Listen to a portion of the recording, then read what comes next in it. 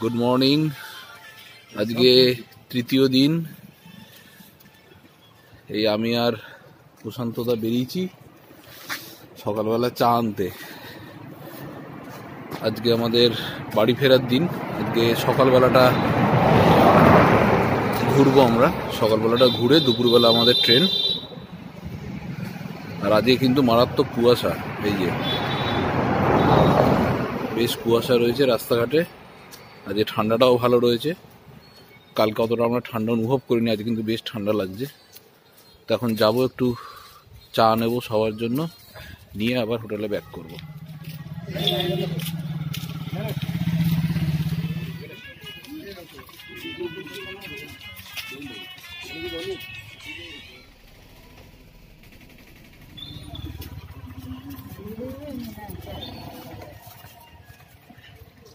Good morning. আজকে আমাদের তৃতীয় দিন। আজকে এই যে দিন শুরু হয়েছে। এটা কি খাচ্ছ? ইডলি। ইডলি উইথ বড়া। এই যে এরকম বড়া।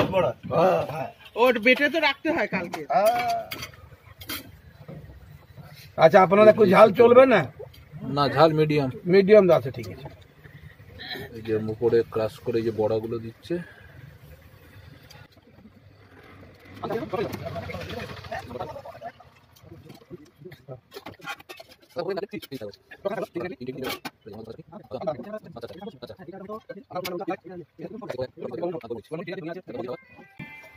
এই হচ্ছে স্টেশন, এই ঘাটশিলা স্টেশন। আসুন আপনার ধরুন। কাকার এইখানে কিন্তু দোকান লাগে এই জায়গাটায়। এই যে এইখানে এই দেখুন, এই যে ভারত সুইটসের একদম অপোজিটে এই জায়গাটায়।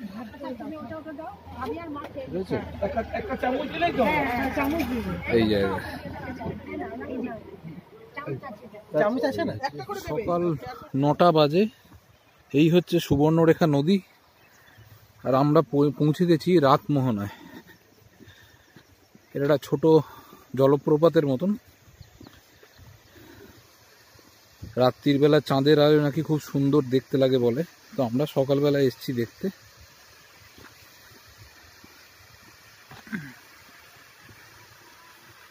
শীতকালে সমস্ত রকম জলপ্রপাতেই জল একটু কমই থাকে।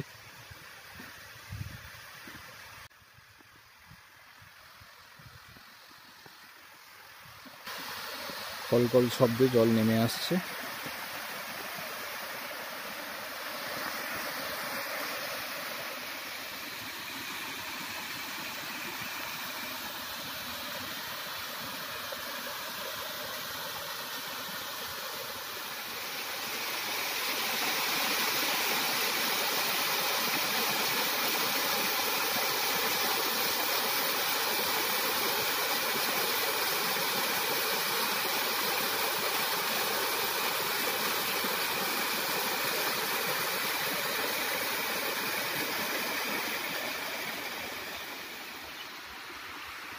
এই সুবর্ণরেখা নদী।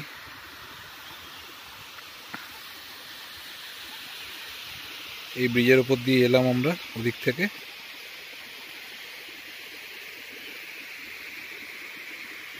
একদম পরিষ্কার জল।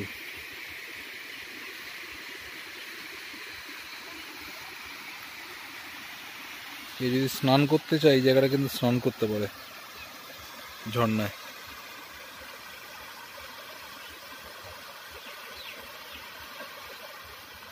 এই হচ্ছে সুবর্ণরেখা নদী। আর এইটা মনে হয় পুরনো কোনো ব্রিজ ছিল, যেটা ভেঙে গেছে মাঝখান থেকে।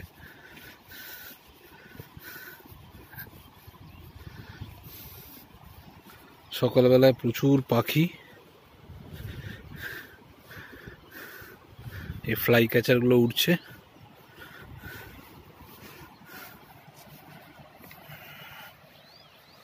রাতমোহনা জলপ্রপাত আর এই সুবর্ণরেখা নদী এই দেখে এবার আমরা আমাদের পরবর্তী গন্তব্যের দিকে এগোচ্ছি।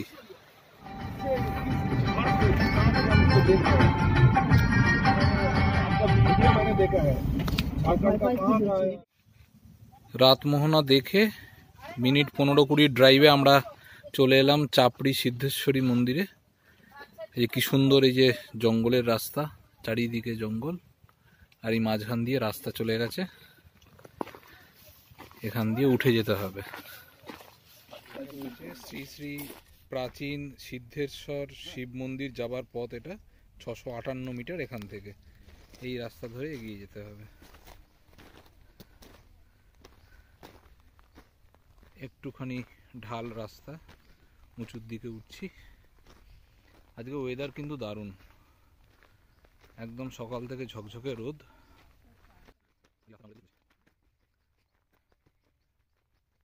এখানে একটা ছোট দোকান,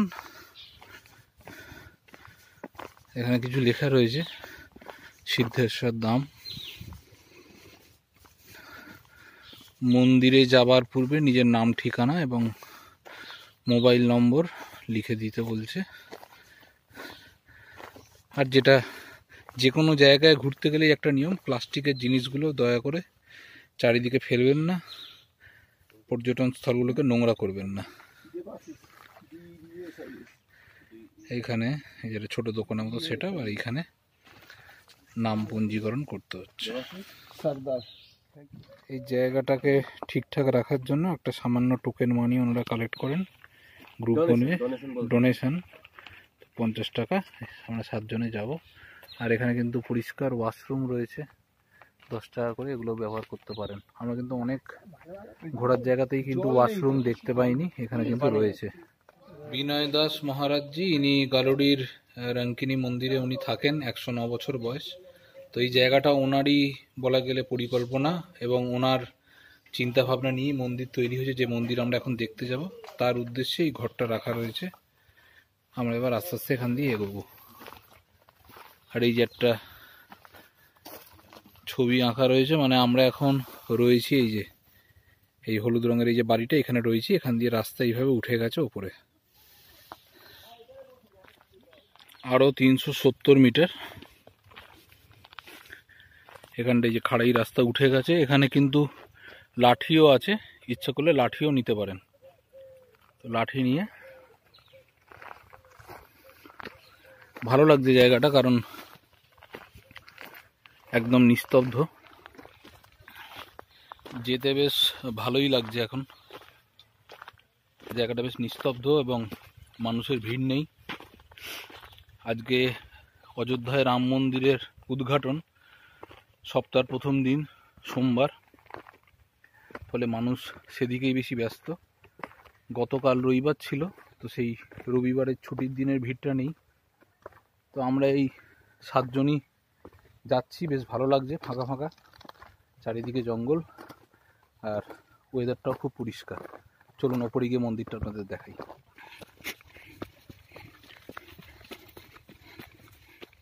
এই নিচ থেকে এরকম ট্রেল উঠে আসছে,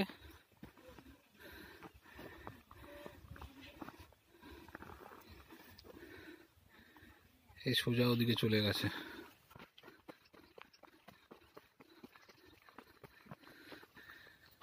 চলে এসছি মন্দিরের কাছে, কেউ একজন পুজো করছেন, মন্ত্রোচ্চারণের শব্দ ভেসে আসছে দূর থেকে।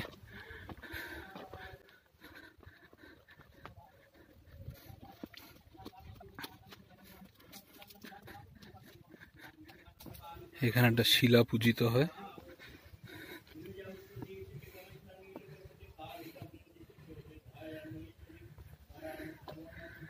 আর এই হচ্ছে মূল মন্দির।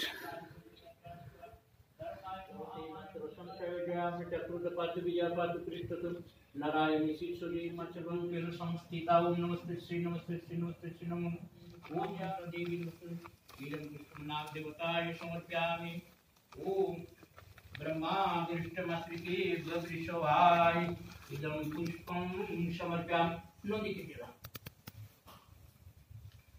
তলায় যার মূর্তি দেখলাম ঘরের মধ্যে, সেই বিনয় দাস বাবাজি, প্রতিষ্ঠাতা।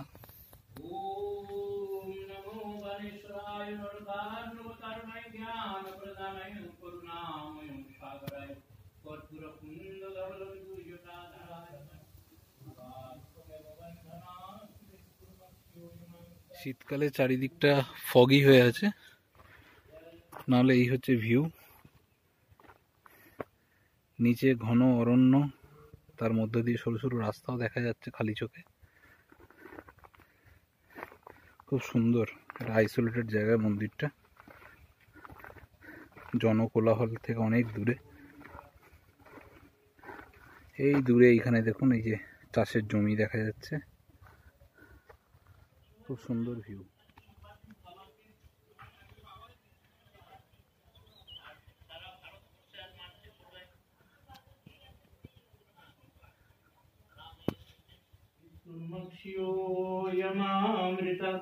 ओम तत्पुरुषाय विद्महे महादेवाय धीमहि तन्नो रुद्र प्रचोदयात्।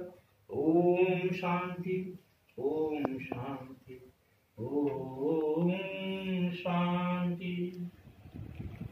গালুডি ব্যারেজ সামনে এখন আমরা দাঁড়িয়ে আছি, নিচে এই সুবর্ণরেখা নদী। এটা তো সুবর্ণরেখা নদী, তার উপর এই গালুডি ব্যারেজ। একটা দুটো লক গেট অল্প করে খোলা, ওই যে দূরের গুলে আস্তে আস্তে করে জল বেরোচ্ছে।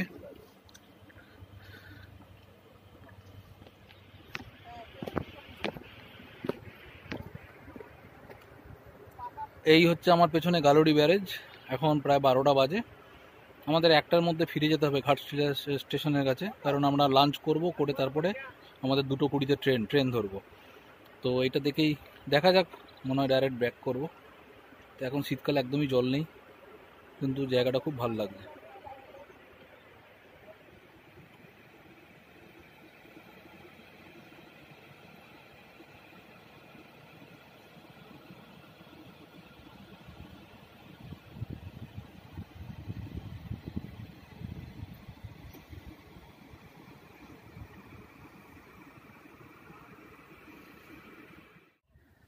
গালুডি ড্যাম দেখে আমরা একটা ছোট টিলার ওপর এলাম।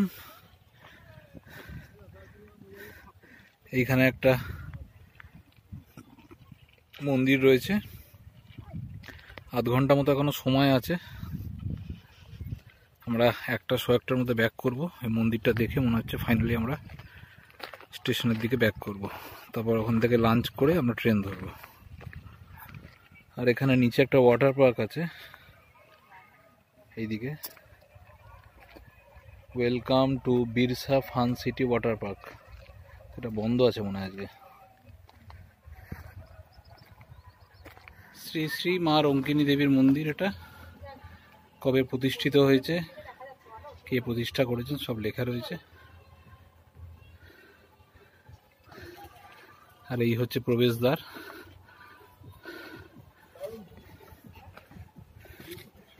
আজকে ওয়েদার পরিষ্কার বলে চারপাশের ভিউ খুব সুন্দর আসছে।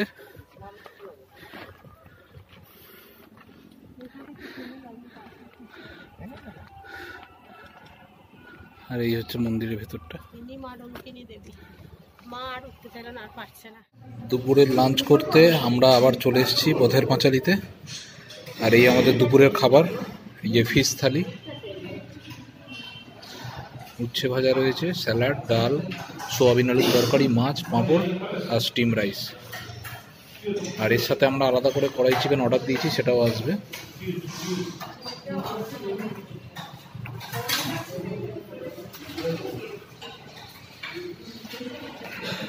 এইটা আমরা আলাদা করে অর্ডার দিয়েছি।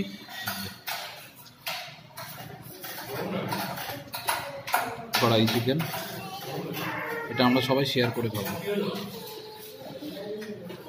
পছন্দ খাবেন তো কড়াই চিকেন? অবশ্যই। রান্না কিন্তু খুব ভালো এখানে। এই যে দই খাওয়া চলছে লাস্ট পাতে, টক দই। আর এই দই খেতে খেতে কিন্তু এবারের মতন আমাদের ঘাটশিলা ঘোরা সমাপ্ত। ট্রেন এখন 1-1.5 ঘন্টা লেট আছে, তো 2:30টার সময় আমরা পাবো না, আমাদের পেতে আরও দেরি হবে। 3:30-4:50 নাগাদ পাবো। এখান থেকে বেরিয়ে আমরা জাস্ট ট্রেন ধরবো। হোটেলে ব্যাগ আমরা রেখে গেছি, সকালে ব্যাগগুলো নিয়ে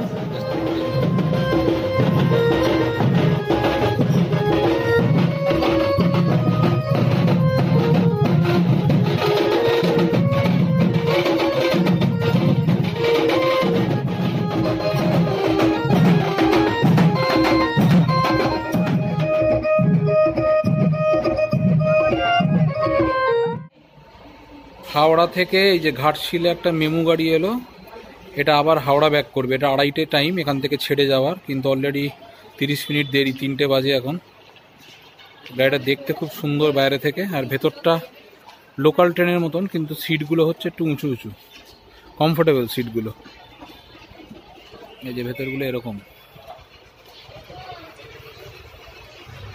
সিটগুলো।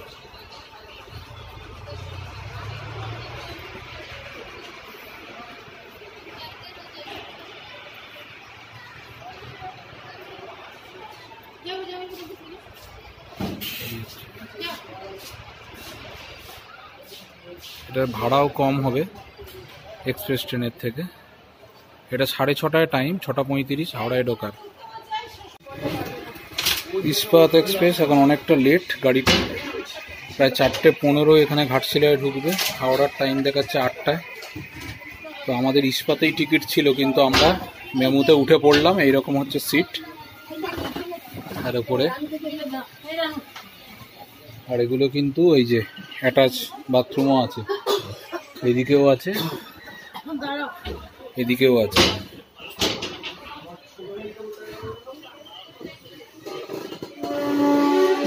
এইরকম কিন্তু বাথরুম ভেতরে, ইন্ডিয়ান স্টাইল বাথরুম এগুলো, বায়ো টয়লেট সিস্টেম করা এগুলোতে।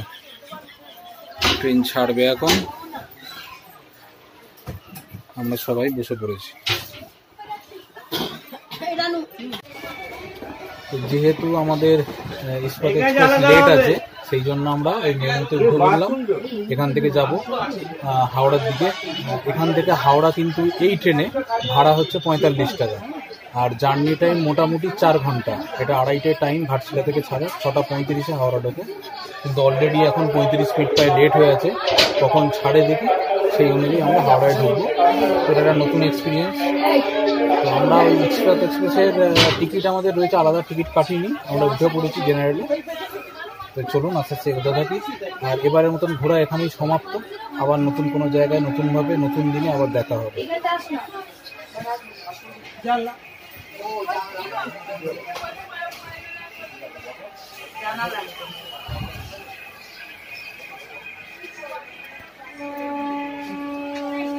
ছেড়ে দিচ্ছি। 3:05 টাটা করতে করতে ট্রেন কিন্তু ছেড়ে দিল।